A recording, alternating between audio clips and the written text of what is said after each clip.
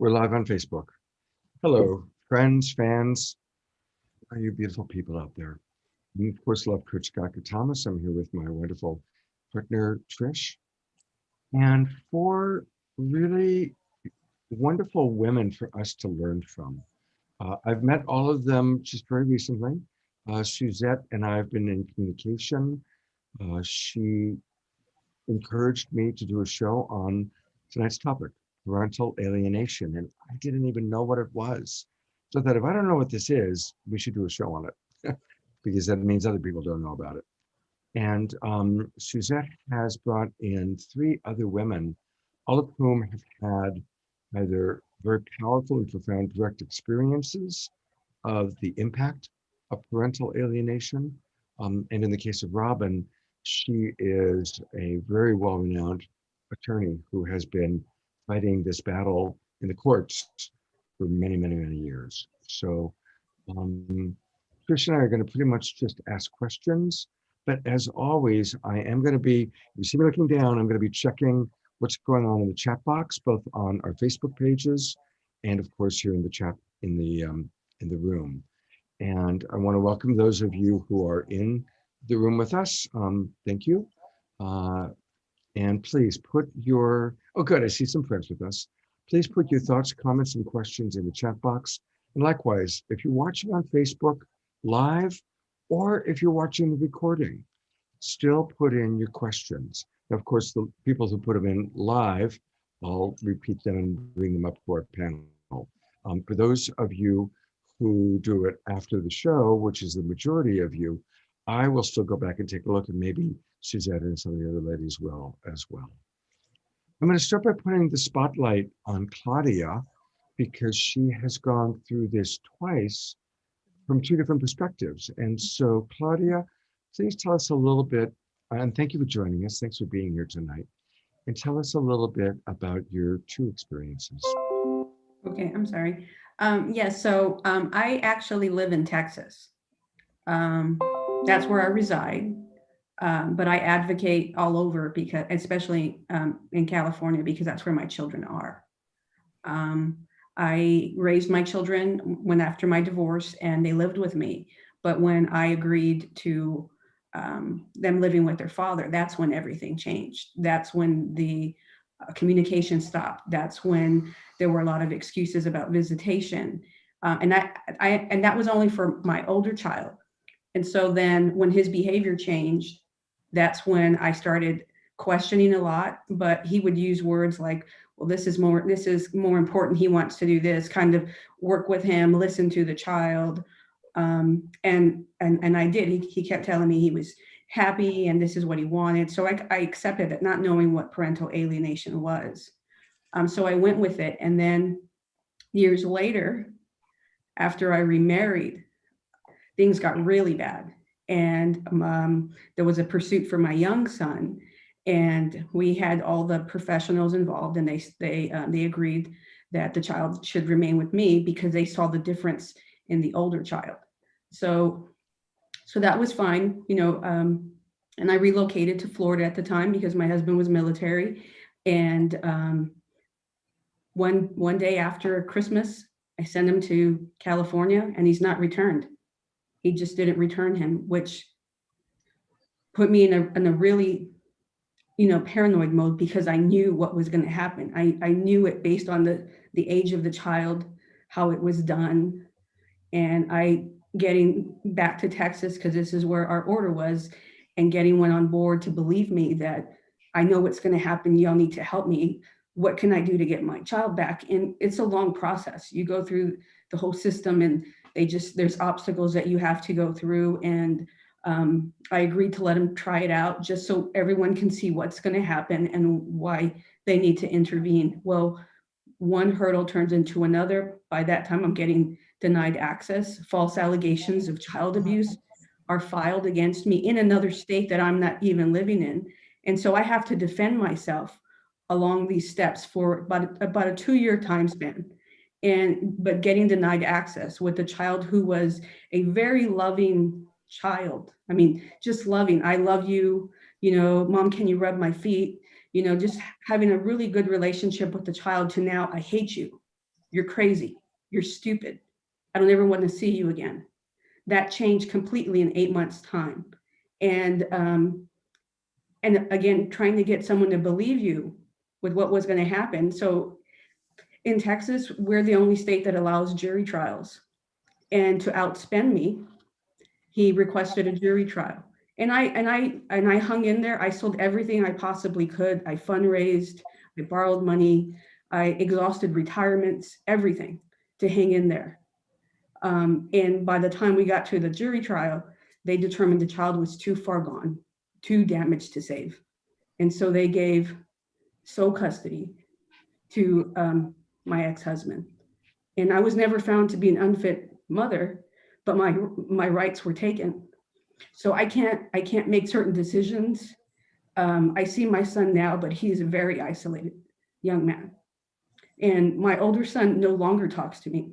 He refers to me by Claudia. He doesn't refer to me by mom. And I think the last major event that I tried to attend was his graduation. I went to San Francisco to visit him. My parents went with me. I was extended tickets a couple of months prior, and we arrived there and were completely denied.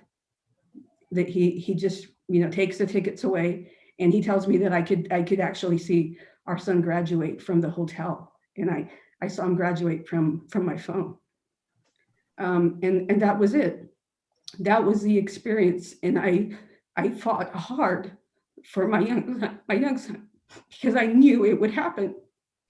And so now I advocate because this is a major issue.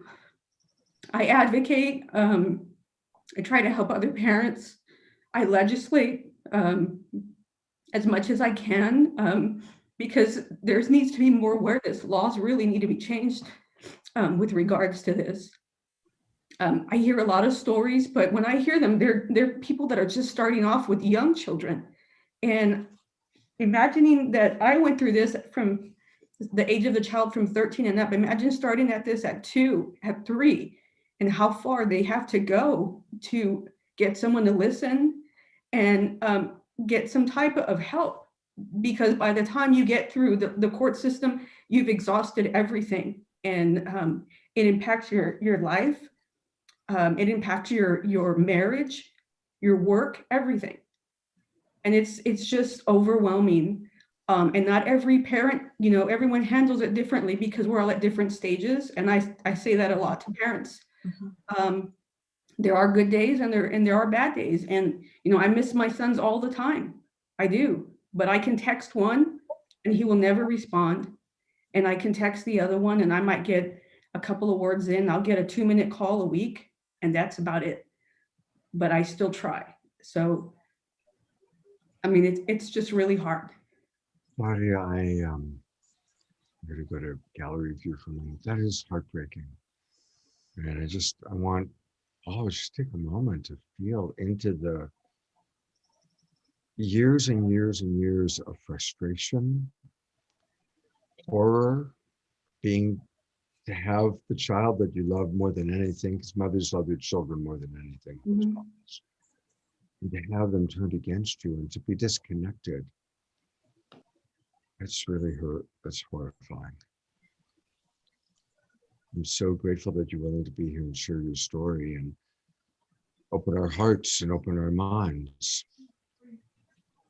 I'm going to put the spotlight on Petra, who has her own story from the child's perspective.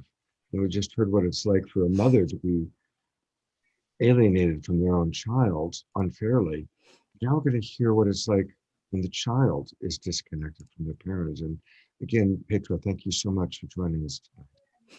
Thank you. I mean, before I go into my story, I just wanted to say Claudia has been amazing supporter to parents out there. She's been a great leader in this field. So I just want, and it's heartbreaking to hear her story, just like so many other stories out there. But I experienced this as a child.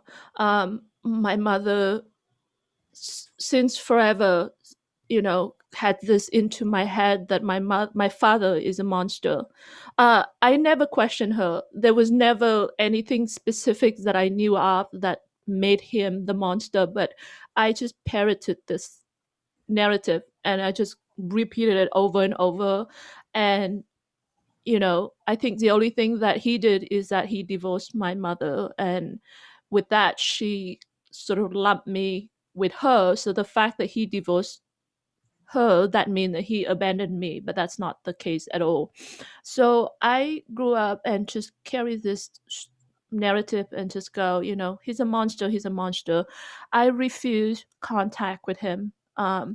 He, just all my life, I did everything I could to shut him down. Even when I was an adult, he reached out to me on Facebook and I publicly humiliated him, all these things. And I never, and it's crazy because a lot of parents will say, like, a lot of parents with their children become adults, they think, okay, why don't they see now? They are adults now, they should be able to see it. Well, when you're being brainwashed all of your life by someone that you trust, which is the other parent, in my case it's my mother, you have no way of knowing any differently. And so by the time this just happened like last year, that's when I found out that it's actually one of my relatives reached out and said, I cannot stay silent any longer. I need to talk to you because your mother's done a lot to prevent your father from being able to be in your life. I never had that conversation with that relative. I mean, I can, but I just never did. But immediately I started to look into it, and I started to learn about this. And then I also Googled for his name, and I found, well, my father by now had passed. He passed a number of years ago. So I Googled and found a website that he created for me with his Oh, writings, with copy of the letters between the two of them, things that she did, things that he tried to do to get me back, his letters that he wrote, his poems, his photos. It's horrible because I never get a chance to reconnect with him. And the thing is, you talk about how the attachment model in our life, everyone needs both parents. And when you don't have one parent, it impacts every aspect of your life. But it's worse when you reject a parent because of the lies by another parent. Because when you're an adult, you have so much guilt. I'm sorry. no, take Anyway, your time and thank you so much. Take your time. Your tears are absolutely welcome here. You're absolutely welcome. I'm sorry. But anyway, so that's my story. I just really, first of all, thank you for sharing. It really impacted every aspect of my life. Every aspect of my life. And I've I've talked to over 200 adult children like me, and it impacted every aspect of their lives.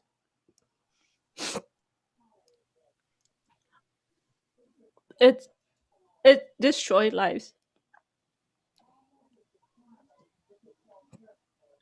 Thank you. Thank you so much. And I do want to take a moment just to, as sad as it is and somewhat tragic, how beautiful it was that your father still, instead of just giving up and quitting, that he took the time to create that website and to provide you with his story and his photos. And there's something actually very beautiful about that. Very, very beautiful. Mhm. I think that's the only way that I could heal. I don't think that I would have been okay if I didn't have those. I think I'm grateful that he left that for me, because really, if you don't have a way of reconnecting and healing in some way, then yeah, I don't know. Thank you. Thank you, Roel. And of course, we're going to hear from everybody. Um, I want to thank Suzette, who brought all these women into our world and together. Thank you, Suzette. And I also want to acknowledge in our Zoom room is a man named Matt. And you all might want to, when you get a chance, take a look at his comments. He's in the throes of this challenge. And so a little bit later on in the show, we're going to bring Matt actually on camera, where maybe you can give him some advice. And that's a good segue to Robin, who is a very well-renowned attorney. She is respected and has been involved on a legal level with many, many cases of this nature. And so I've asked Robin to share with us a little bit about the history and a little bit about kind of some of the legal parameters for us to understand as it relates to this issue. So thank you, Robin, for being with us. Oh, it's interesting to me to hear there are two battles about alienation that occurs. One is in the courtroom, that's where I would battle it. And then there's the personal battle, like Petra had to fight. And that's usually away from me. And I'm doing the courtroom fighting. And what happened was we never, okay, I've been a lawyer 50 years. Wow. In fact, in January, that was my anniversary. And we never heard of parental alienation. It was nothing, not even imagined. And then in 1992, a Child Support Act was passed, which was intended to compel payment of child support. And everything changed. You can't imagine. And so it used to be like maybe a third custody, a third support, a third property would be my work. And in 1992, the custody wars break like a wave. And most people don't discuss why, but I'm a person who runs around asking why all the time. And what happened was when they had this child support law, which occurred, the particularly high income dads here in Silicon Valley, where I practice, decided that what they really need is custody of their little darling to avoid paying support. And so they would fight, they had the money, and we go through these gigantic battles. As they look around for a weapon with which to hit mother over the head, why, here's the weapon: the parental alienation syndrome. Not just alienation, but some kind of syndrome. It was made up by psychiatrist Dr. Richard Gardner. Nothing in this book is the result of research, peer review research, anything like that. It's just, this was his opinion after talking to people and based on his opinion of women and children. And then it came in like Dr. Gardner would go to the East Coast and his psychological fee as an expert in a case would be $50,000. I mean, it just burst upon the scene. And the people out here, the psychologists out here, thought, oh yeah, that makes a lot of sense. But what the regular dads, the plain old guys who were kind of nice and did what they should do, it didn't affect them.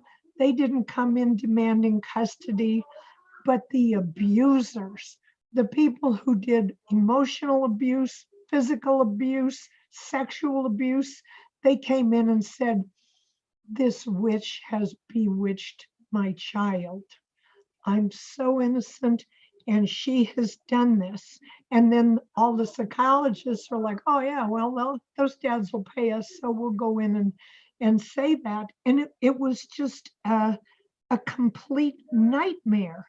And at one point, there was a battle against parental alienation syndrome, and they dropped off the word syndrome as if that made a difference.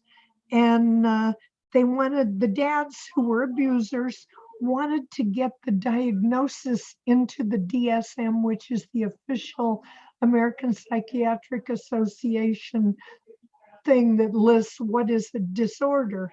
And they wanted the mothers branded as alienators. And it was just a nightmare period of time.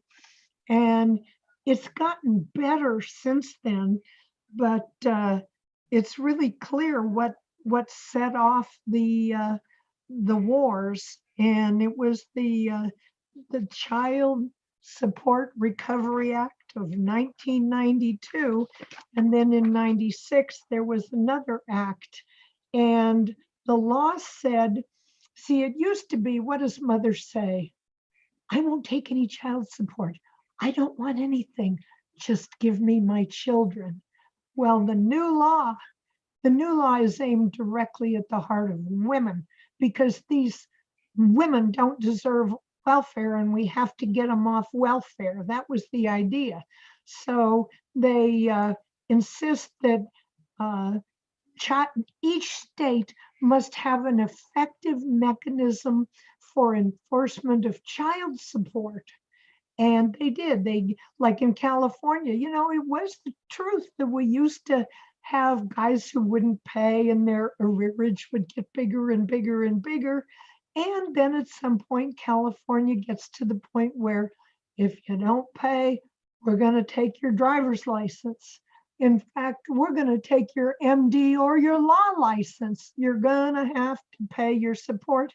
And pretty much the employers were directed to pay the support straight to mother. He couldn't have an arrearage. If he was employed, it would get paid to her, assuming her attorney wasn't completely brain dead. And so the dads began having to pay, and that was when the abusers with money really decided they would fight it out no matter what. They would fight it in court to any extent. And the psychologists, the experts, they're like, pay me. I'll say what's necessary. And it was just a horrible nightmare. And it's still going on. It sounds like there's a lot of facets to this particular, to parental alienation. We're hearing impact from parents, we're hearing impact from children, and we're also hearing the legal impact that has, I mean, the legality of all this, like this sort of pitting parents against each other and pitting children against the parents has been going on for a very long time. But I'm hearing from Robin that that the child support system has really created a legal battle that's really affecting all of our whole panel right now. Oh, and part of what had happened is the feminist lawyers are begging, could we raise child support? I remember having a case where the daughter worked at Der Wiener Schnitzel and she brought the garbage home so the family could eat.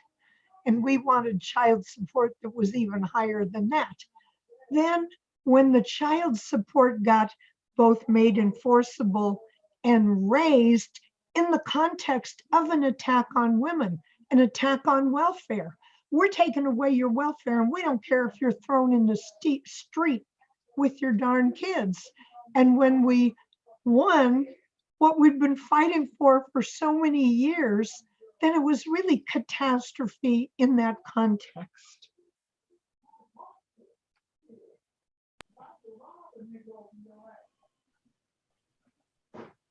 One of the things we do on this show is we read comments from our viewers, and I just want to read a few. Al Gonzalez writes, the whole system is counterproductive to what is best for children and what is best for society. Matt, we're going to bring you on, so I'll actually read your comments later. But Matt is who's going through it right now.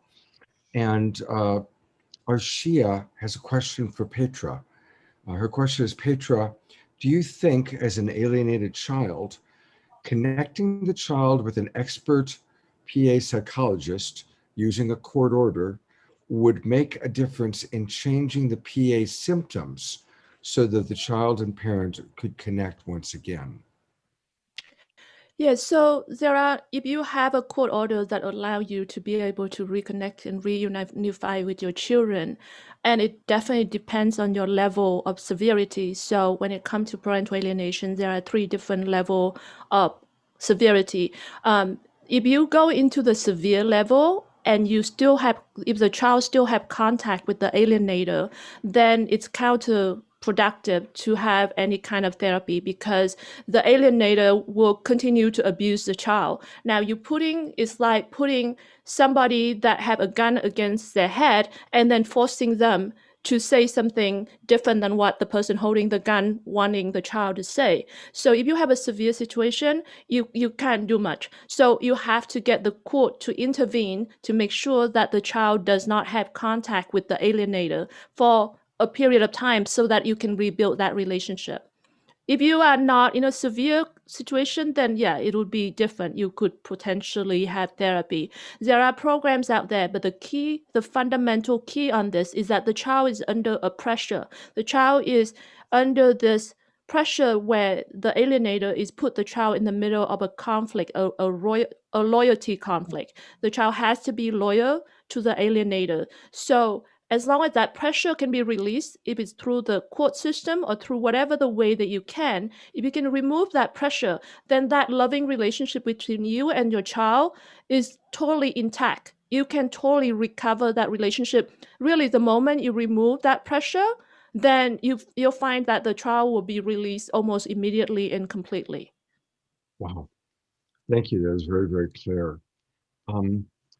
Nancy asks, and I'll go back to gallery review while I read this, and this is open to anybody, probably Robin. Why can't the court's judge recommend that the parents take a communication course to make the relationship amiable? It seems, this is Nancy still speaking, old patterns clashing with old patterns. Why not have the judge request compatible solutions to create new patterns? Robin, I see Suzette. Interesting. Yeah, I would answer that. They're, one of the problems is they can't figure out what to do. And typically, I used to just do all my cases. Pre-92, just do the cases, put them through the conveyor belt, get them to the end. As of 92, the cases divided into abuse and regular. And the abuse cases don't go anything like the regular cases.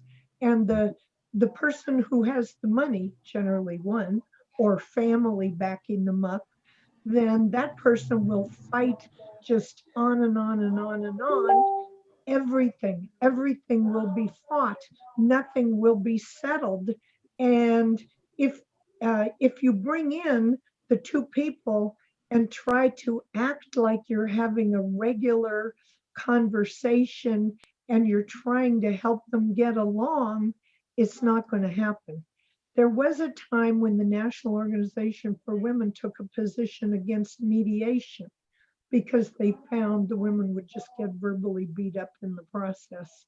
And you can't get the people who are just determined to fight to the end and have the money and a lawyer, and the judge sees the person in court and thinks they seem so nice. It's just an impossible situation. Okay, well, thank you, Robin. And I want to give Suzette a chance because I could see you had quite a response to Suzette.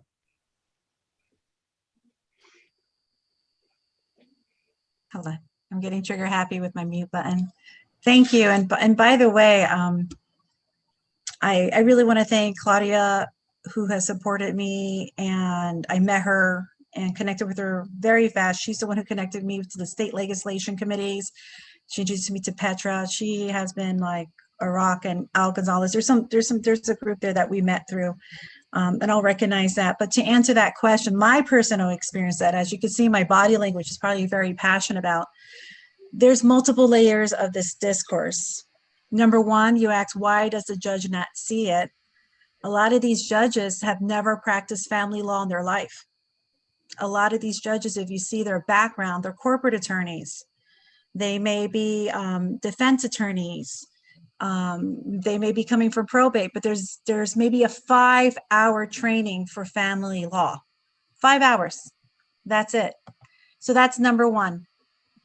Number two, the process, and Robin, please correct me if I'm wrong, the process for family court is in the best interest of the child. So there goes your due process if you're falsely accused. There goes any form of representation. If, let's say, if you also, the other item, number three, if you have guardian ad litem or minors counsel who is siding with one parent and you're not staying neutral, that's also another layer that the judge will listen. The judge usually will listen to guardian ad litem. Sorry, I'm getting all distracted from the chats. But those are layers, right? No due process. You could get your child faster in probate, being a criminal with a felony, and to see your child than you can being a very respectable person of the community. And that is failure of due process, failure of constitutional rights, as Claudia kindly introduced me, violation of color of law. Now, I would love for the fact we could get people into a room and speak. My custody case started to escalate after my former spouse got remarried, because then it became a queen bee competition, which I'm totally against. I don't need to be queen bee, but I want to do what's best interest of my daughter and the stepchildren and what other children that are about to come in. Now, the challenge is you're working with people who are very wounded. This is when I start calling it about a systemic situation. They're wounded from their childhood, from their background, from their culture. In my case, my former partner was born and raised in a very wealthy European country, very comfortable. So a lot of times I'm assuming it was cultural difference, as is his wife. She was raised in another country. So, some people say it's a cultural issue. It's a value issue. The challenge is there's no training. Judges don't get enough training. The therapists that sometimes they allow in the system do not have the training. Zero high conflict court experience, zero training about attachment. There's a, I don't know if you all like him, but I do, Dr. Greg Childress. I have a lot of respect for his work, especially for attachment, me personally. I'm still learning. I mean, my area is understanding the discourse, which is my academic background, litigation, not litigation, legislation. My background is a lot about public administration and politics. So the problem is there's no education, and there's no way of us, I think, sometimes to go down to the root, right? All the way down to the root. And what I want to share is that this is a form of corrosive control. A lot of times it has a history of domestic violence, and there's so many different layers and aspects. We're going to have to break it down and categorize it and look at what we could do, because for a situation, they'll just send you an anger management class, right? They'll have you do a psychological review, or have the parent being alienated go through a psychological review, but not the other parent. And then the question is, who's doing the psychological review? What is their background? So as much I want to have a black and white answer to this, there really is none. I would 100% say right now, the judges need to be educated, and the judges need to be family attorneys before they enter the court. And that's my personal opinion. And then we could go on mental health professions. We could go on the community, the tribe that's there to help the family, because respectfully, not everyone's going to be able to understand what they're doing is wrong. You have people with some serious conditions that do not understand pain. They do not have empathy. It's about power and control. And sometimes because of free will, no one could be educated enough to get through that threshold. And hopefully some other ones can. Can I just add something to Suzette's comment? Yes. Yeah, so that is so important what she brought up. And I want to add that not only there's a lack of education in all layers, talking about, judges, professional, lawyers, therapists, all those people like mental health professional, police force, child protective agencies, all layers. But there's another aspect of it is that parental alienation is very counterintuitive. So when you look at a child that rejecting a parent, immediately society and everyone will immediately think something is wrong with that parent. That parent must have been abusive or neglecting or something. We don't stop and think, oh, has this child been brainwashed? Has this child been manipulated? We don't think about that. And you can have the best therapist in the world who doesn't know parental alienation that will look at it and misdiagnose it.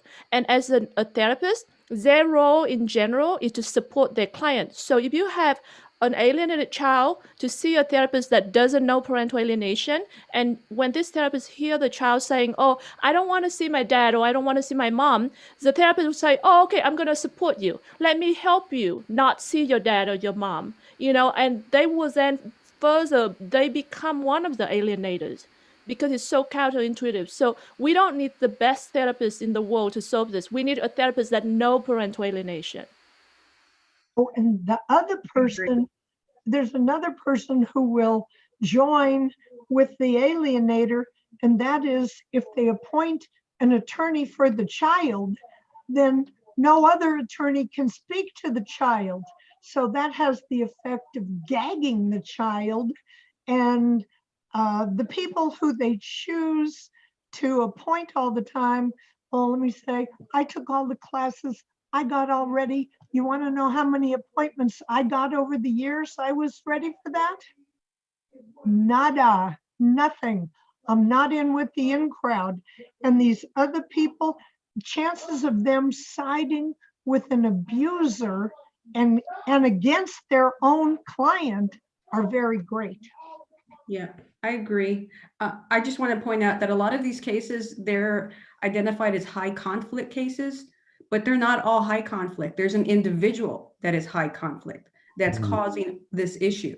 And all of these professionals that are not experts, I had an immigration judge who listened to a 5-day jury trial, and he did not overturn a jury's verdict of allowing the child to return with the alienator. And 2 months later, he called it. What happened here? This was parental alienation. The father was the problem. He empowered the child against his mother. And he agreed with the psychic evaluator that testified at my trial. He said, I agree with him, but he did not overturn the ruling, and he left it as is. And even now, my rights to even take my child to a counselor have been removed. I can't even work on the relationship with my child. And I have to ask him. And when I ask him, of course, he's not going to agree because he doesn't want anyone to know his false narrative. So at this point, we are dealing with a lot of systems that are just uneducated. They don't know what to call this. They don't know how to identify it. They just, they're just going with it. And it's hurting lots of families. Definitely hurting lots of families. This is powerful. This is really a thank you, ladies, so much. I do want to read a couple more comments because I really like to engage our viewers. Al writes, Suzette is accurate in the fact that this is a complex issue that is multifaceted. Legislation is poorly written, with judges having quite a bit of judicial discretion, while the case law is not fully developed to truly help or guide the judges to take action that would help the children the most.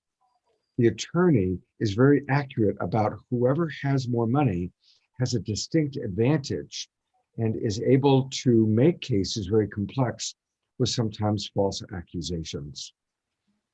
Arshia writes, our smart judge has an engineering background who went to law school and practiced IP law and then became a judge. Our case was among the first family law which this judge has to take. Smart judge, but only 2.5 years of family law experience. And then finally, Al writes back just now, visiting is very different than parenting time or time sharing. My daughter or I are not visiting. The language used is also another issue. Absolutely. It should be parenting time, not visitation time. Right. Well, how do you feel about me bringing Matt up?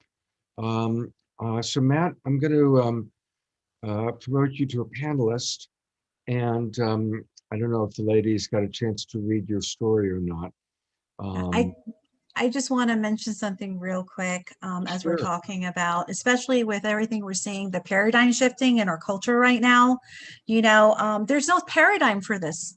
There's no paradigm. There's not even a category for this, because there's also, as the child gets older, you don't know if they're giving them alcohol. You don't know if they're giving other things to influence them and being scripted. I want to throw up a couple of academic names real quick, and I know you want to get to Matt, and I apologize for this. I No, just that's want to fine. thank you, because I You're do see doing some. great, Suzette. You're doing great. Thank you. Because I just want to really recognize people who don't like the word parental alienation. And I just want to mention a couple of academics. Linda Alkoff, Dr. Linda Alkoff talks about the a lot of the problem of speaking for others. Who's speaking for who? Are we representing people properly when we're going into items like this? Dr. Jane Caputi, along with Mary Daly, did this big project trying to redo the patriarchal dictionary. Jane Caputi is a professor at Florida Atlantic University, and Mary Daly used to be at UC Berkeley. And they really talk about the stems, because there's a lot of domestic violence group that don't like the word parental alienation.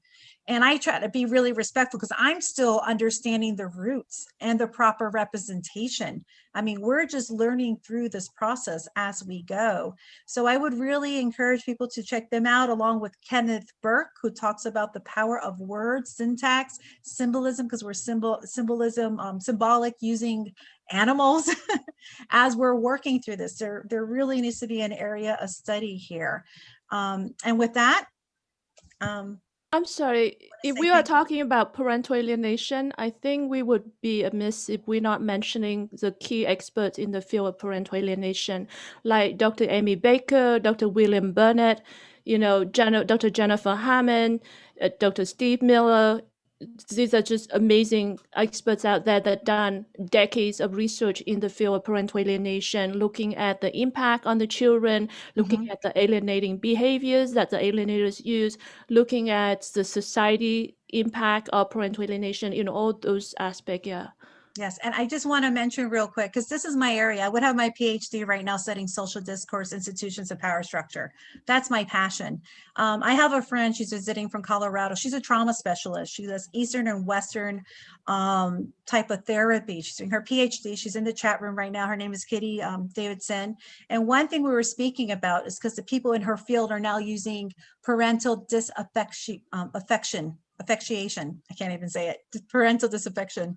And how powerful the words are to make sure we're representing every group properly, with their roots, with their research. And as I said, this is something that I'm diving in a different level, and the trauma it causes. We were just talking earlier about how we're traumatized as parents. The children are traumatized. You are for life, and this is something that definitely needs to be addressed. Thank I you. wanted to say something on Amy Baker is a problem. I was at a seminar where she just lied about Paul Fink, who is the key person he's former chair of the American Psychiatric Association, and he fought the battle to keep parental alienation out of the DSM, which doesn't mean it's nothing. It's just not mother has a mental diagnosis. Amy Baker said Paul Fink changed his mind. I guarantee you it is simply not true.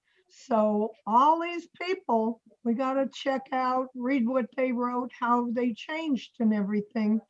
I have Amy Baker's book right here. So, Robin, thank you. And I'm going to come in for a moment, because one of the approaches that Trisha and I take with this show is we want to hear people's personal stories, but I'm going to request that we do not name names from this point on of anyone that you have an issue with. I want to hear about your personal experience. I want to hear your wisdom. But on this show, I don't feel comfortable naming the name of someone who's not here to represent themselves. And I don't think it's necessary. And it can distract from what's so important, because each of you are sharing so much wisdom. All right. And that's a segue actually to you, Matt. My request, and by the way, I've never met Matt. I don't know anything other than he came in and shared his story. So my request, Matt, is as you share your story, if you could honor what I just requested, not to name the name of whoever you're in dispute with, but just to talk about your experience. And then my understanding is you want to ask for some support and some help. And I'm hoping you'll be able to get some tonight. Gotcha. Scott, thanks so much for running this call. And I got the Zoom invite from Suzette. So Suzette's in a group that we meet with on WhatsApp, Zoom sessions, and just commiserate, just share our stories, share our frustrations. We're all in the same boat. We want to be moms. We want to be dads, just like we always were. Right now I'm fighting a lot of abuse claims. Unfortunately, one of them was proven to be true, but ultimately not true. It's just the way it went. I have a long history of being very involved with my children, very loving relationship.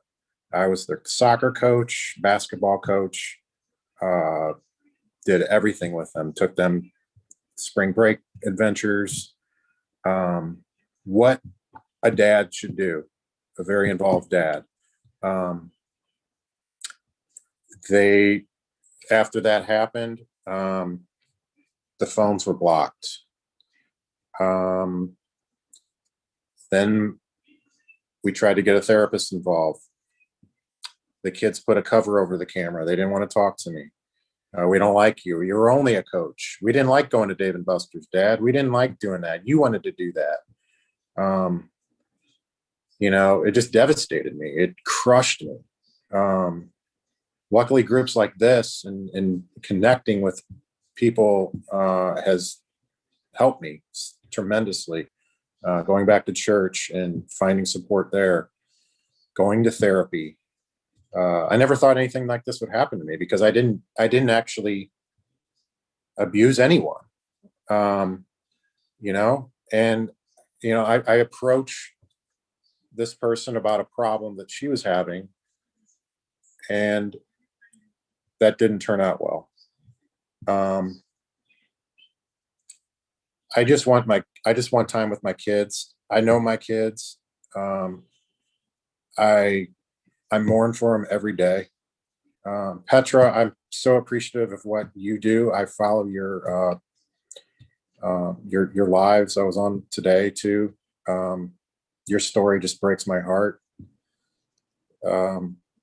I'm so appreciative, and your dad would be very proud of you, of what you're doing. Like, I'm just amazed at seeing some of these, like, Dad's Live group or whatever that, I can't even remember them all, but I'm just amazed at the people that are actually helping and bringing this to light. Because I want to be that person too. I told my mom, I said, I'm going to run for Congress. I'm changing these laws. I'm not stopping after I get my kids. There's other parents out there that are experiencing this. I'm not going to have it. It's child abuse. I'm not going to have my child be abused. And I hired a guardian. And that guardian doesn't communicate with me. Why would I hire a guardian if she does not want to communicate with me? She took the side. They don't like Dad. What are we going to do? I don't know what to do. Hired a psychologist. The psychologist barely dipped into what the real issues were. So I hired another one out of my own pocket. The second one.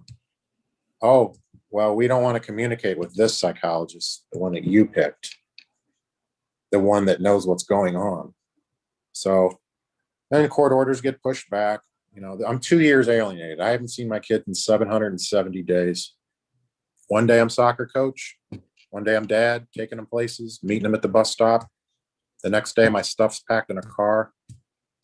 Where am I going to go? You know, I find out there's affairs going on, you know, multiple, you know, but they see me as the bad one. You know, I've also been recorded. My responses to an argument are on the record where she's playing a victim. You know, playing the victim is this big thing that people do. You know, it's tough when you go in there with something against you, and then somebody's playing a victim, and then they start stacking all these other things up, all these lies. It's like, well, who do we believe? You know, but I believe that she's been exposed on depositions, and the truth will come to light. The truth always comes to light. You just got to keep pushing. It may not be the timing that we want, but it will come. It will come out. And I'm going to do everything I can to protect my kids, and every child and parent that's going through this. I'm going to try and be an advocate. I mean, I used to be a coach. I'm like, what's my next role? I need to do something with this. I need to help. So anyway, that's pretty much my story right now. Well, thank you, Matt. And I'd love to open it up to Petra or any of the other women if they have like advice or something to share. Yeah, Petra? thank you so much, Matt, for sharing that with us. Unfortunately, when it comes to parental alienation, false allegation is a very common tactic. It's almost a textbook for alienators to do. They will stack up false allegation after false allegation after false allegation and hoping something will stick. And you don't have a perfect parent ever. You never have a perfect parent. So something out of that, they're going to be able to find something. And the other thing is, like, I mean, we bring in, for example, expert like Elizabeth Loftus, who did study on false memory, memory distortion. And she showed us how easily it is for the child to be manipulated and then can come up with an entirely false memory about something that never happened or something that happened but completely different outcome. So, the situation like Matt is unfortunate, but it's very common.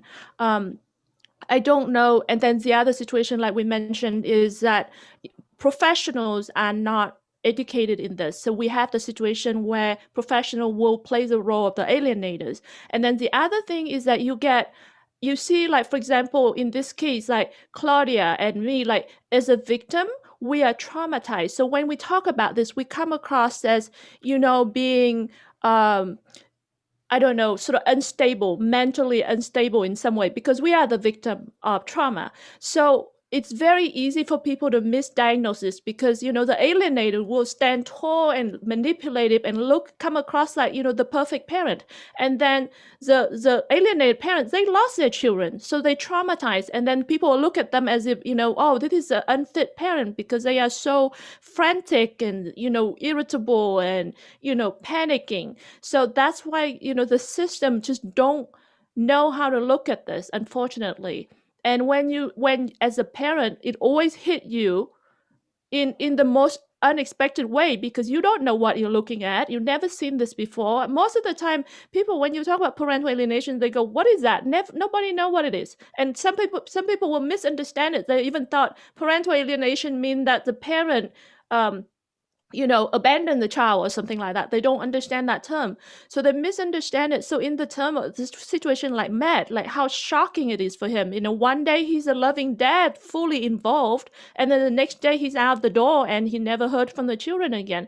And then I'm sure the children saying, that he's abusive, and the ex is, I'm sure, saying he's abusive, and then I'm sure there's going to be a whole lot of people around the ex that are going to be saying that he has been abusive, even though all along he's probably a great dad. And that's the problem.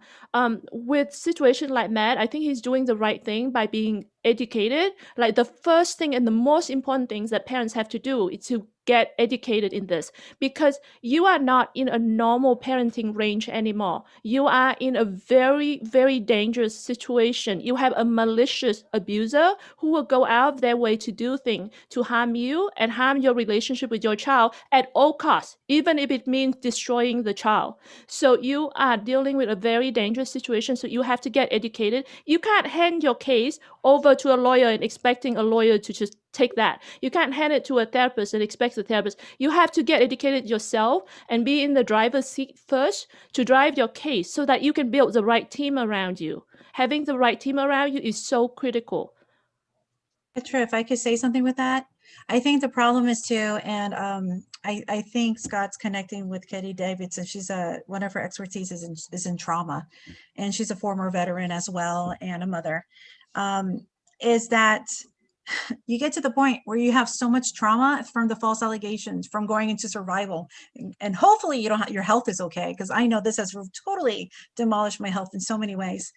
You become challenged even putting papers together, even working with anything that is the basics, and reaching out for help to create that tribe sometimes is the biggest challenge, because so many people don't know.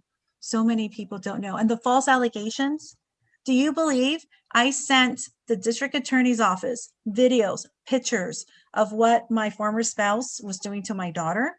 And we already had problems ongoing. And instead of returning back to California, and I have Minors Counsel. I don't know if anyone saw the movie I Care a Lot on Netflix, because it also works with guardian items for the elderly. But and I want to do, I honestly want to think the best of people, right?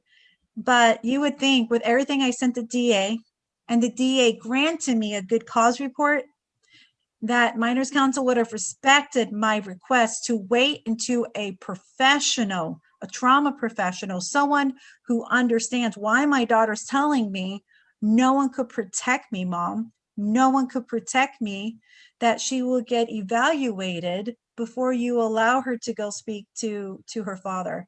You know, there's situations where, like in our case, that my child wasn't even allowed to return home because she wasn't calling her stepmother Mom. She's a high executive for Google. She makes close to $1 million a year. You know, she's the breadwinner right now in that family. And, you know, like I said, there's no competition with me, but finding organizations that are not DV focused to support this, or working with the state attorney's office for victim witness, there's almost none, because how we speak about what this is so different. You know, like Bill 1141, that's opening a door, right? Maybe Robin could talk about this more. I know Claudia and I were talking about it. I know Petra, you probably see it. 1141 for corrosive control now allows for domestic violence victims to get a restraining order for more of the abusive situations that you don't see, you know. And I wish that would be used for children as well in these situations, because someone was saying, listen to what the child said. And I really understand where you're coming from. But when the child is scripted and pressured over and over again to say something, you can't, because they're performing. They've been weaponized, you know. I'm so sorry, Petra, you've gone through this, because that's my concern. My daughter having guilt, my child having guilt. My concern is the burden my parents have as elders with their only.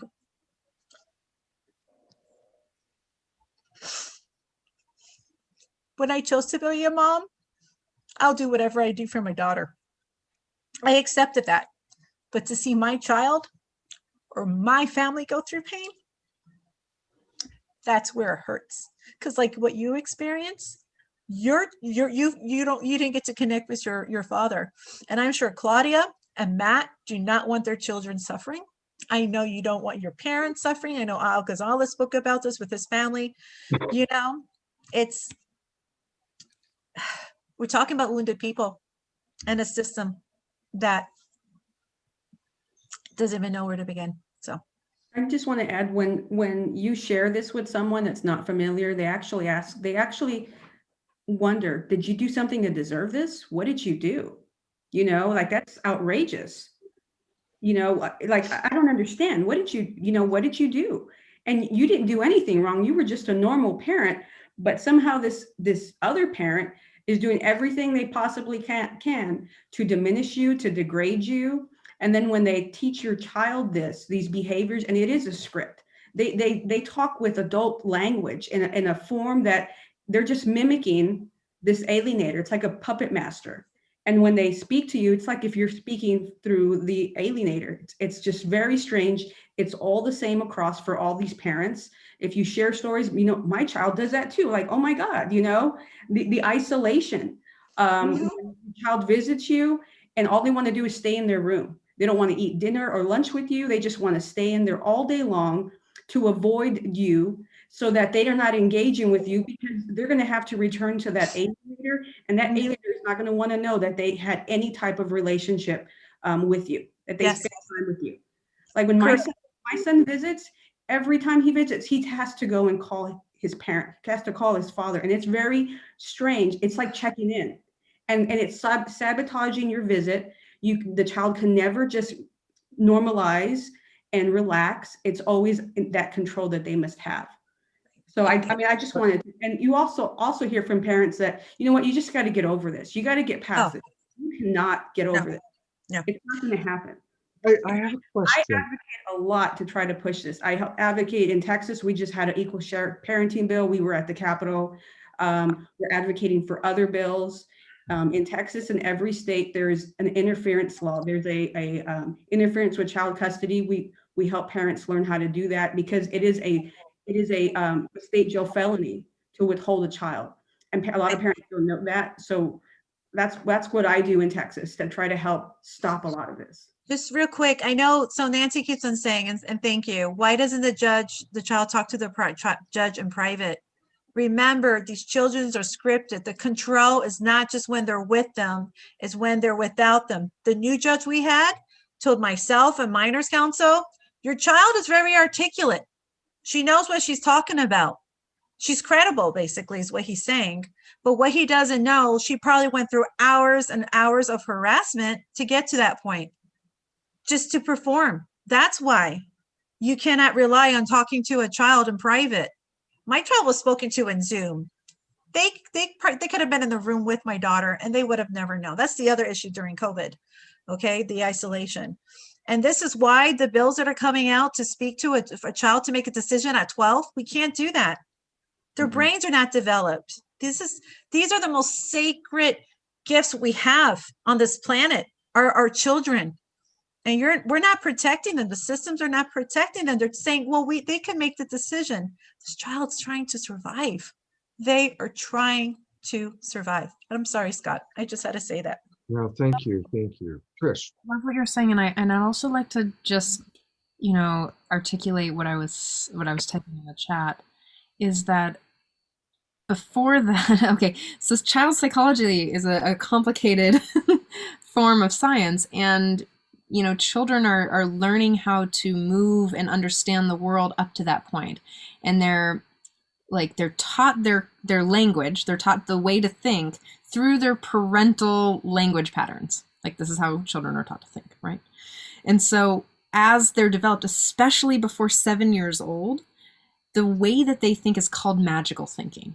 So you can really fantasy up any sort of thing for these children and get them to say what you want them to say, because you can make it, you can gamify it.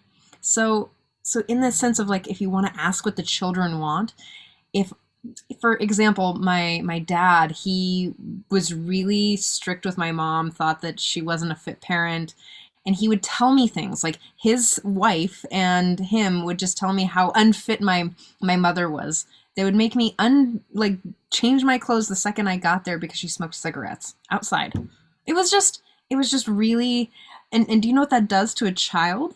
It pits this person against the other person because it's quote unquote wrong and dirty. Like, their judgment and their impression is so strong when you're a child. You want to fit in, you want to belong, and you want to be safe. And you're scared when your parents are fighting. You're scared when there's separation. You don't understand what's happening because this is an adult world. So I just want to throw that out into the world as well. I want to piggyback on that with a thought, but really leading to a question that goes along with what we just heard from Trish. My understanding of child psychology is that the small child always wants to love mommy and daddy no matter what. And even children that were abused, their inner child, even as an adult, deep down wants to still love mommy and still wants to love daddy. And of course, it's devastating and very confusing when they are kind of forced to choose one parent over the other, or to have to believe believe something negative or ugly, like Trish was just describing about the parent. Now, my question is not to diffuse the horror, and that's why I use that word, the horror that Claudia and Suzette and you have gone through and are still going through, and the years lost. So what I'm about to ask is not to diffuse any of that. But in the big long run picture, I would guess that quite often the child that was told that, let's say the father was telling the child that the mother was bad, all those years go by. Once that child becomes an adult and really wants to meet their mother, really wants to connect, I would imagine that there's a big turnaround. And in the long run, painful, horrible, but years later, years lost. But in the long run, most children who are in that situation actually ultimately come around, want to meet mom or want to meet their dad and get to know them, and that there's deep healing that takes place. Is that an accurate guess? Is that accurate? No, that's not accurate actually. A lot of children, so we done research, like I mentioned, for over 200 children who have been alienated as a child. And there are only, and I have also interviewed, in addition to those 200, I have interviewed other adult children who are alienated, that remain to be alienated. And there are only 4 scenarios where the child will wake up to the situation of being alienated. So the child has been scripted and pressured and brainwashed all of their life. They don't change that narrative until something very traumatic happened to wake them up.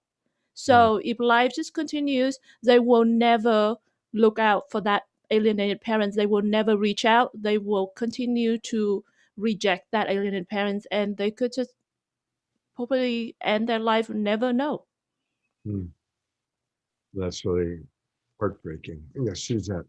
If I may, and I'm sure Claudia's been talked to this too, and I get that a lot. Well, maybe she'll come back, you know. And by the way, my daughter just opened up more to me when she got a job at Starbucks during the pandemic. I could have been saying no, she has lung issues.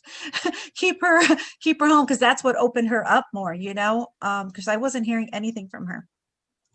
There's no guarantee. This is your only time, if you legally, assume you have legal rights, because like Claudia and I know, they take away your rights. So you can't advocate. So you can't find more evidence. You get boxed out. And that includes with some of the attorneys, because this is really big. Some of the attorneys realize how big this is. They don't want to continue with the case. Your only hope is any time you have for the child 18 and under. Now, my daughter is 16 now. She's aging out.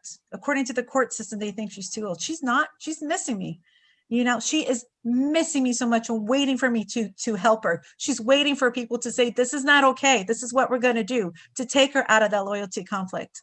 But the problem is when you are so scripted, you think that's the reality. I was wrong thinking the other way.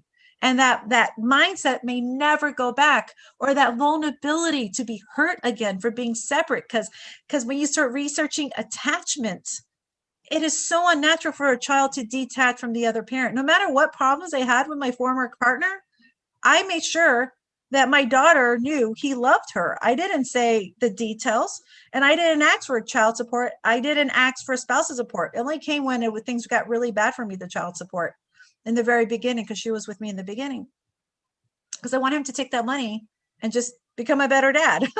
But that challenge I'm facing it now, as with other attorneys I speak to, or my attorney, waiting to her come visit you, waiting for her to come. No, they're waiting for you to come. They're waiting for the court to say, no, there's an issue here. This child needs to be reunited. I've had a family therapist. I've had an expert who's a therapist and a former law attorney say something to minors counsel, and it has been completely ignored. She has even discredited them in front of the judge. So I personally am running out of time.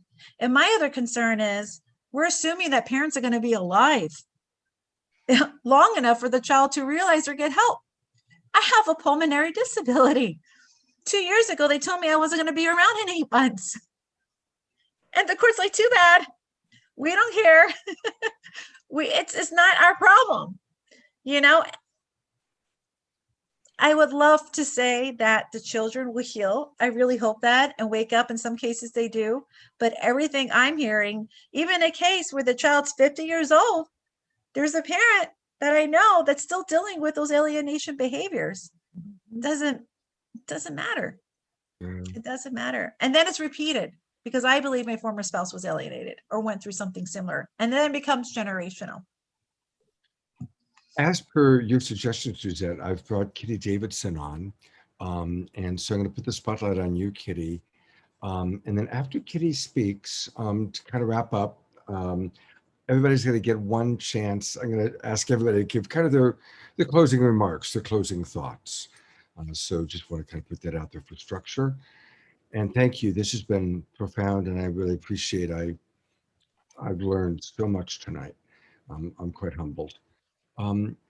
Kitty, welcome. And I'm glad that Suzette suggested you join us. And you provide a really important resource. And I think some of the people watching this show might find that valuable. So please tell us about that. Okay. I'll give you a little history about myself. I'm an integrative performance and wellness coach and psychotherapist. And one of the things that I offer for my clients is something called I-Rest Yoga Nidra.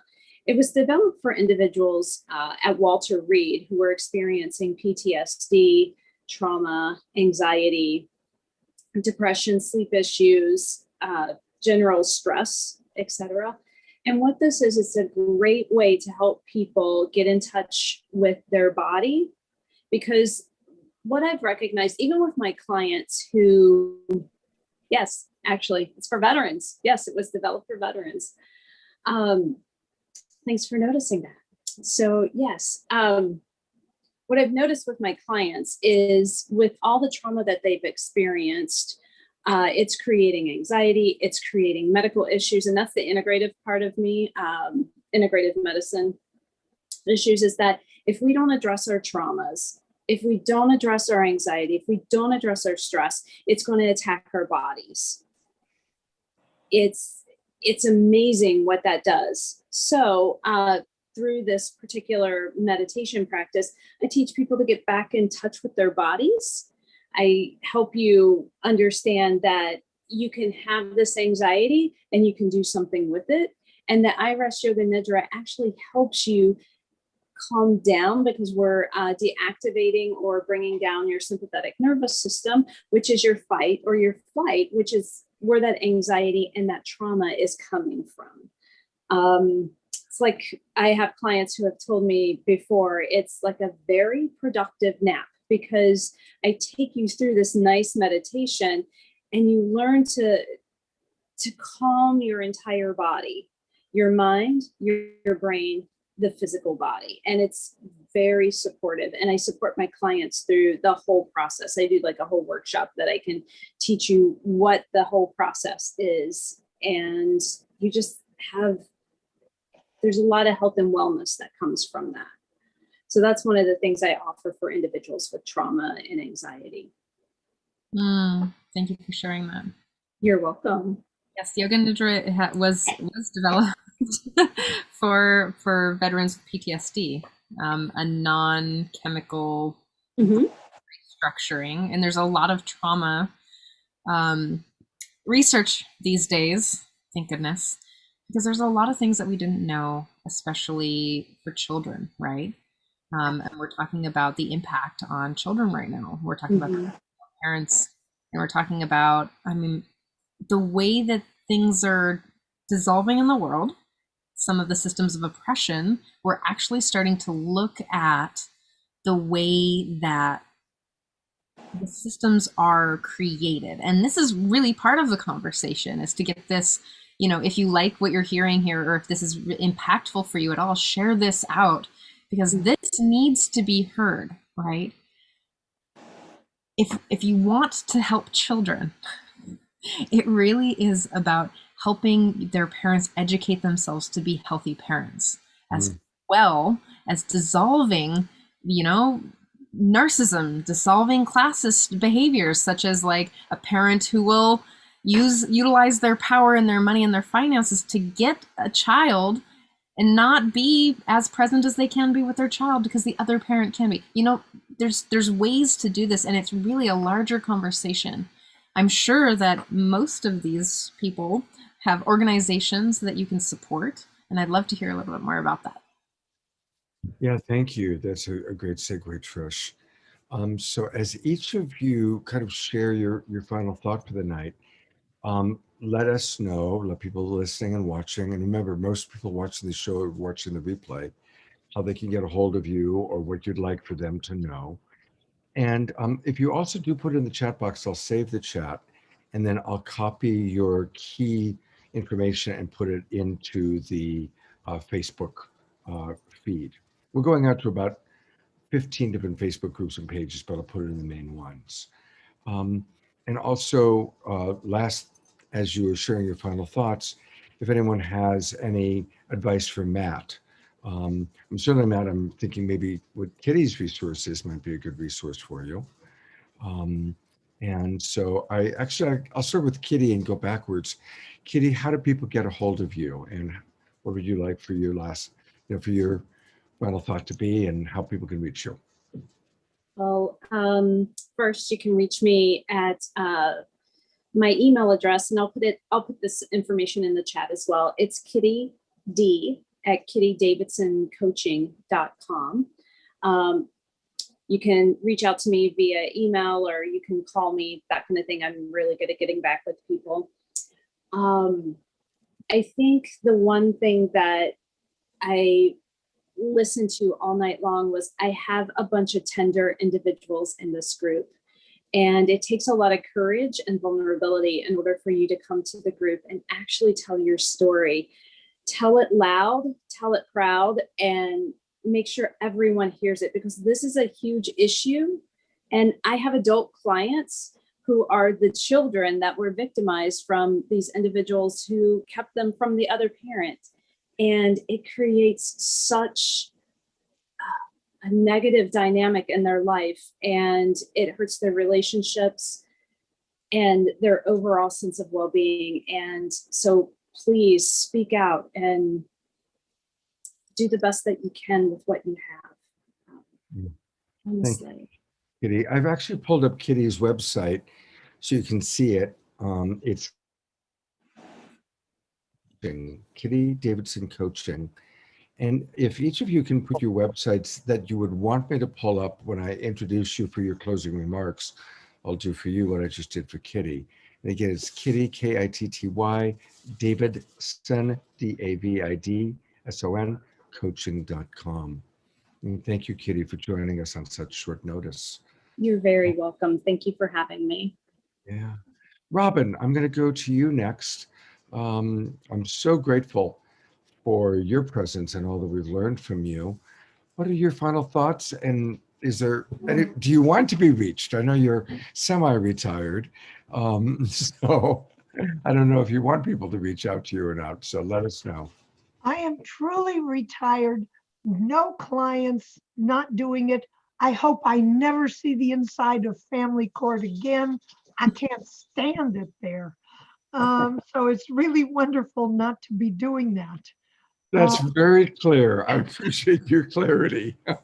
One thing I was going to say, I wrote a chapter in this book, Domestic Violence, Abuse, and Child Custody. And one of the things I said in the chapter is I would like the family court to look and see what they've done. I mean, I am watching people who are not suffering in the second generation. I'm looking at a mother where they give the kid to an abusive father. Kid ends up a heroin addict, has a child with another heroin addict. And the harm family court does just goes on through the generations. And I would like to see some studies that look at, okay, we did this, we declared this woman or this man was just terrible. Well, what was the result of all that? I mean, in another business, you you look at how things came out, and I would like to see the family court look at itself and see what did we do to people. And I'm not going to do it anymore. Sure. God, really appreciating you being with us. Thank you so much, Robin. Thank you. Suzette, I'm putting the spotlight on you. And I actually pulled up your website. But why don't you give your final thoughts and then I'll bring up your website. First of all, I really want to thank you for doing this show for us and allowing us to have a platform to speak. I personally, this is the first time I'm speaking publicly about my situation and coming out more, because I think there's a lot of stigmas and shame, a lot of families going through it. And of course, we want to protect our children to make sure they're not demonized and victimized. Because what happens is sometimes the more you speak out, the more that child is attacked and told that we're going after them when we're not. So thank you so much for doing this show, Scott and Trish. I really want to say thank you, and thank you for Robin, especially as our elder here, and being here. And I really want to thank Petra to be the voice of a child who has been alienated. And I really want to thank Claudia for connecting me to this wonderful multi-universe of support. And I mean, she's the one, she's like a lot of resources for me from the parental side. And Kitty, who has become an amazing friend of mine, to pop in here. And Matt, I want to hear more. I know we've connected here and there. So thank you for doing that last minute.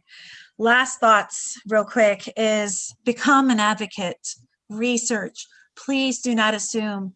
And even if you're not a parent, please support, if whatever you can, support the parents. Contact your state legislature, write the family court system, hold a minors council accountable, because a lot of times you can't even make a complaint without it retaliating behind you. Make sure that people understand that not all therapists are suitable for this, not all attorneys. Make sure that if you do have an attorney, that attorney is not trying to get your case folded so they don't have to do the work. If you're not a part of it, please educate yourself so that we could change this paradigm for the generations to come. And and please, if you can, the more we get a voice in the media, the more we could do shows like this, the more we could support that change. And let's protect our children. Thank you so much. And I am pulling up your website, SuzetteMarieRios.com. And it looks like you teach emphatic coaching and counseling. Yeah, so my academic background is in communication studies. So I study a lot about social discourse and power dynamics. My background in education, a lot of the family counselors, a lot of people in education may not understand that when there's a conflict, what's going on, and sometimes they're called as witnesses. So I'm hoping that we do more training. Got to fix some items on my website. But my whole base is be an advocate. You could be angry, but come from the heart, because we're going to burn ourselves out. You could get angry. Sometimes I need someone to be angry for me, but it's going to be really hard until we understand one another. Yeah. Thank you, Suzette. Thank you so much. All right, I'm gonna go to Matt just briefly. Matt, obviously you're not promoting a service, but it looks like you are open to receiving communication. Is that accurate? Yeah, I'm open to that. Yeah, I mean, I'm not, I'm just a normal dad that just had this happen to me, and I'm just trying to get through it. Appreciate all the support. Appreciate this call. My heart goes out to everybody, and anybody that volunteers to help out. I'm floored. So it's about the kids, and in my opinion, laws need to change. We need laws. We need some sort of 50-50 parenting for at least the initial period before something is permanently decided. It's just a game. You're going to delay court cases. You're going to keep delaying hearings. I just had one delayed today, another month. My third summer, I'm not going to see my girls. Oh, A third Father's Day. Like, oops, I'm sorry, what did I do? It's just inhumane, and people need to be held accountable for what their jobs are. But starting laws like domestic violence laws, we need to protect the people that are falsely accused. There need to be penalties for that. Otherwise, it's going to be abuse. You can it's disgusting because there are domestic violence victims that aren't even heard. And then there's people that lie about it. So there needs to be false accusation laws where they're held accountable. It would stop a lot of that. So there needs to be laws in place to protect parents. And that's all I really had to say. Just in my off chance my kids are watching, I love you guys. I love you, Melissa and Amy, and my stepkids too, who I raised, Ellie and Mitch. I love you guys. That's it. Matt. Claudia, I'm putting the spotlight on you. And again, thank you. You kind of started us off, and I'd love to hear what your final thoughts are, and if you'd like, if there's a way you'd like people to reach you or connect with you. Well, I'm affiliated with service members and veterans versus parental alienation. I'm a veteran myself, a Marine Corps veteran, so I try to help veterans that are going through this. To me, the biggest thing is self-care. When you're experiencing this, you really need to take care of yourself because you are your biggest advocate. You are, whether you have an attorney or not. You need to start advocating for yourself, but by educating yourself with what's going on. That way, you're prepared on how to handle some of this, the high conflict. Also get involved with legislation. That's what I've learned to do. This is no longer just about my child. It's not.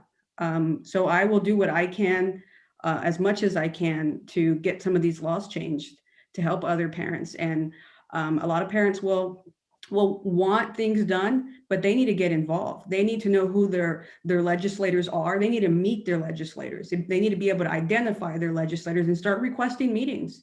Get parents that are in the same county or the same district together. Hey, we have all the same issue. How are we going to fix this? This is what the law says, and it's not being followed. I need your help. I'm your constituent. So you really need to get involved and use your voice. And that's what I've learned to do. And just little at a time, things will get moving, but you can't just expect others just to do it for you. You need to be your advocate. That's my biggest takeaway, is that. Thank you so much, Claudia. I kind of saved Petra for last because Petra, the more that I read about you and see what you've accomplished, it's really quite remarkable. We didn't really get a chance to go into it, but she's actually a filmmaker. She's made several films that have had a strong social impact, all about the issues that are so challenging.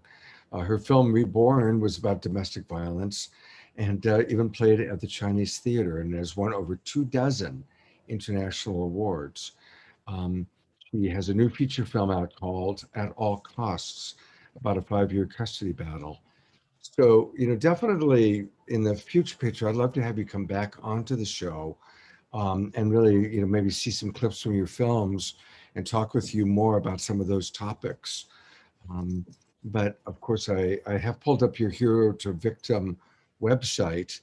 And so I'd love to, of course, hear your final thoughts. But then also, as I pull up this website, there's a lot here. So I just want to invite everybody to go or write down victimtohero.com. And I love that. It's a great title for a website. And it's a great message, learning to go from being a victim to being a hero. And she has a lot going on here.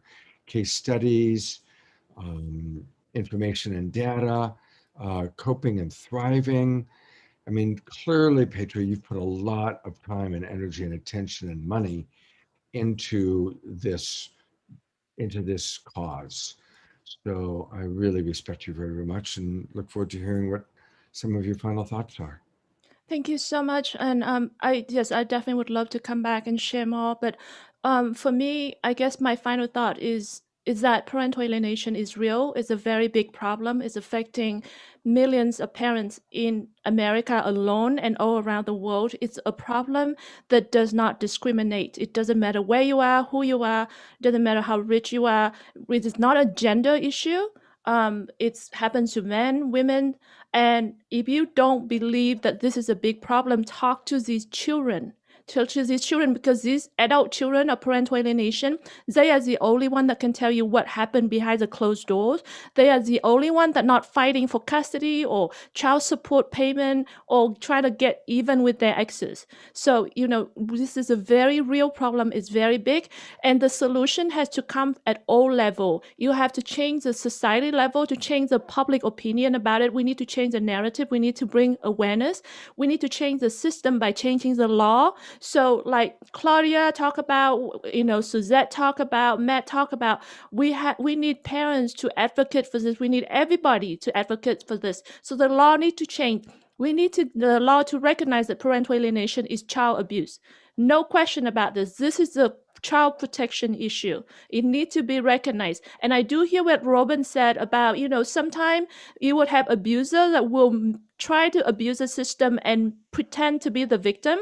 But if you don't recognize the problem, then you cannot get the professional to get education so that we can have better diagnostic tool. Because just because somebody that's going to be misusing the term, it doesn't mean that we don't recognize that term. It's the same with any kind of abuse. You have to recognize it, because abuser will always try to play the victims. It's the system to put it's for the system to put in the right education, the right training, so that we can get it fixed. So we need to change at the system level. We need to change at the industry level. We need professional to recognize this problem, to get education in this problem, get the training. And then at the personal level, we need the solution at the personal level, because you're looking at any marginalized group. You look at, domestic violence, you got suicide hotline, you got domestic violence shelter, you got resources for many type of marginalized group. But when it comes to parental alienation, there's no hotline, there's nowhere to go. You cannot go to a shelter, you don't get help anywhere. That's a big problem. So for parents, you have to be the hero. You can be the hero. You need to be the hero, to be in the driver's seat, to drive your case so that you can fight for your children and reunite with your children. Because you cannot expect the alienators to behave. You cannot expect your children to stand up.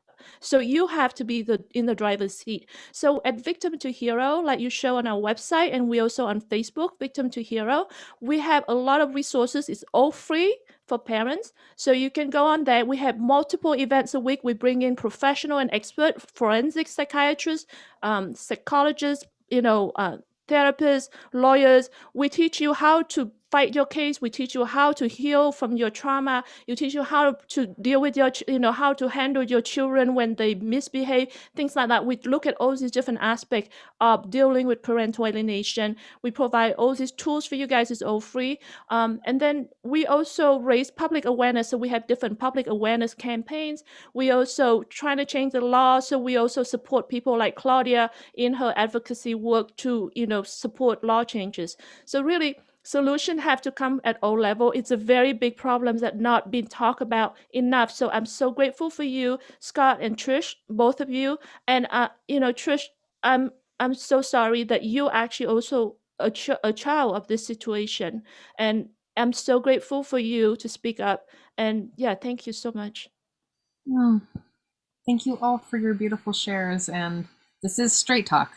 And I'm definitely an advocate for chipping away at domestic violence and child abuse. That's one of the big things that I do in the world. I belong to a program or an organization called One Love that helps young children in school systems understand what healthy and unhealthy behaviors and relationships are. And that's one of the things that I'm really passionate about. And it's, we're now at this, time in the world and in our own ages, in your 30s or something like that, is when you realize the impact of things that were on your childhood is now impacting you as a parent or as an adult. And so I want to be a safe place for children, and I want to be a safe place for people and adults. So That's why I do the work that I do in the world. I am a self-love and codependency coach because the traumas that I've experienced in my life have caused a lot of self-esteem issues that I've been just chipping away at for a while. And the things that, learning about my own, stuff in the world in my own childhood and being like, oh God, that's why I do the things that I do. Learning about my own attachment style and what caused those things. Like, that's important. And Petra, Claudia, Matt, Robin, Suzette, thank you so much for sharing your stories, sharing your truth, and sharing your expertise and your wisdom. It is so, so important in the world because this is the work, right? We're impacting our children in every behavior that we do. Please be compassionate and loving. Beautiful. If you want to go to, wanna, I know you were looking at me like, I was like, no, I just want to toot her horn for a moment. Trish is an amazing coach. She, of course, has her own weekly show, the Self-Love Show, every Thursday morning. And she's a great coach if you're looking for support, if you really want to learn how to love yourself, how to heal some of your childhood trauma. You can find her at her website. It's embodied-happiness.com. And she really does lead the path to radical self-acceptance. So again, it's embodied-happiness.com. And I cannot say enough about what a brilliant coach she is.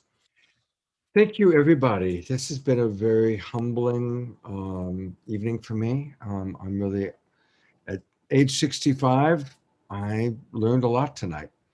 I didn't know any of this, really. So thank you for educating me and educating so many. I'm going to boost this. I'm going to put it on our YouTube. I'm going to do everything I can to get this out to as many people as possible. And of course, you'll be able to take this and put it on your various websites and share it with people. And God bless each and every one of you. Maximum grace for all the people who are watching this, who are learning and perhaps dealing with similar issues. Thank you. God bless and good night.